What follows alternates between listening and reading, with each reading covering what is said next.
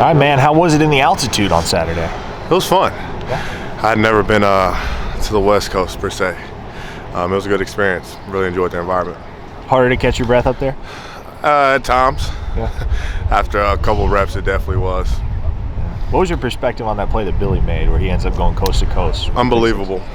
A grasp of air. We needed that stop in that moment, to be honest with you. They kind of had us on our heels, but it was good to see.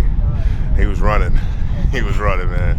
It was really good. What does it say about this defense that you guys did get battered and put back on your heels at times on Saturday, but when those big plays needed to be made, you guys made them? Right, 100%. Just that belief. You never know when that time's going to come and an opportunity is going to come to make that play. I would just say you have to be ready for it. And we were in those times every single time. Whether that's the play where Danny stripped the ball from the quarterback or the ball where they had just got a big punt return, actually. And they were coming down there about to do a trick play and Rondell fell on a fumble. We were ready for those opportunities, and we capitalized on them, too.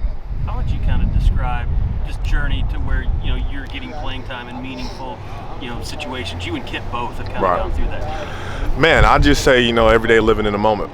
I've never took my mind off of anything, and I've always lived in every moment. And if you do that, you always ultimately end up where you're supposed to, no matter what. Have been times where you didn't think maybe you were going to stick it out, or you didn't think you'd see this type of impact? Right, that's human nature. Every human does that. And that's the belief of knowing that the work that you put in, you will ultimately have the output. And I've just lived my life like that.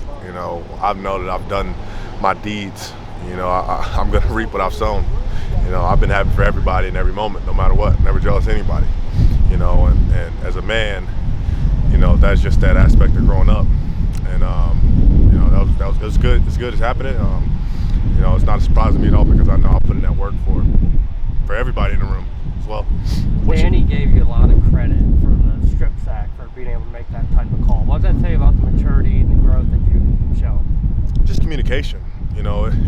What seems like such a big deal is so minimal, and it's a simple thing of just turning around and making sure that he's with me.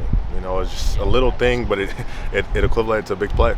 And, it's definitely a heads-up play, but, it's nothing big to me because it's just communication. Simple as that. What's your guys' mentality going into a week where you might be playing the following week, but there are also a couple of things out of your hands? We're just focused on the task that's at hand now. We're really not looking ahead to anything. We're just focused on TCU because if we're not, these guys can be really dangerous for sure.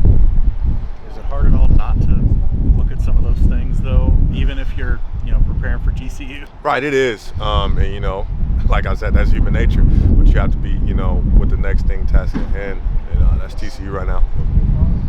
Kind of going back to Billy's play, you guys have been really good on the goal line all year. What's gone into that? The thing with being really good on the goal line is, we've been really big on stopping the run. And, the series before that, actually, we called a run stunt, and they shifted out. And it kind of sputtered us, and and they scored on it. And, Coach V kind of hesitated the next series, and he gave us a late call, and Billy made a really good play. And you have to know when you're really good up front that their first thought process isn't to run the ball. They've seen that on film, so they're going to attack the perimeter for sure. Go ahead. Oh, I was just going to say, having watched the film, what do you think went into how much success BYU was able to have running the ball on Saturday, and how can you guys correct things there? Just schematically, like Coach V said in his press conference today, we just have to be really gap sound. They had a lot of eye candy going on, and you have to be disciplined within the scheme to know, no matter what, who you have with you and who you don't. And, there was a couple plays where I myself over-pursued, and I should have just knew who I had with me. But it's small, minimal things. It wasn't a big deal at all. You just have to know who you're with and then a run fit. And then if you don't, it'll punish you. Something so little can equivalent to something so big if you don't know schematically the gaps. You sort of talk about that, something so little. You talk about communication a few minutes ago. How did that sort of evolve for you and realizing the importance of that and your role in that? Right. Big, for the simple fact if I don't communicate to Danny right there, they have enough to pick us up, and we don't have enough to guard them per se. We're going to be really weak in that situation. The quarterback would have all day. It's big on big protection, and ultimately bringing Danny over and they didn't have enough. Just simple as that. And then when you don't communicate, and when you don't know who's with you, you see what that can equivalent to. Last year, you were a younger guy, and you saw everybody go through the struggles. Because of that last year, and now sitting here at 9-2, how big would 10-2 be to finish the season for this? Really big, really big. Every win is big. It doesn't matter what it is or how we get it. A win is a win at the end of the day.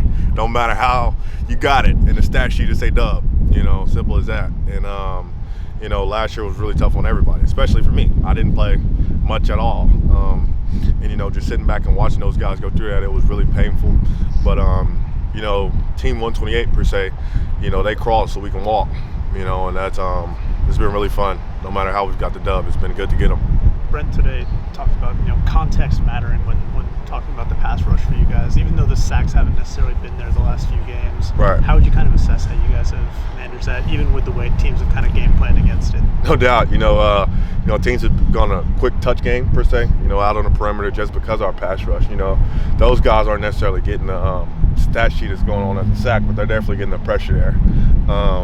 If you go back to West V, we called a blitz, and it literally would have been a sack, but the quarterback threw the ball to me, should have had an interception. But the pressure's there, and those guys are really playing their tails off up front. They really are. And yeah. We see what Billy means to you guys on the field.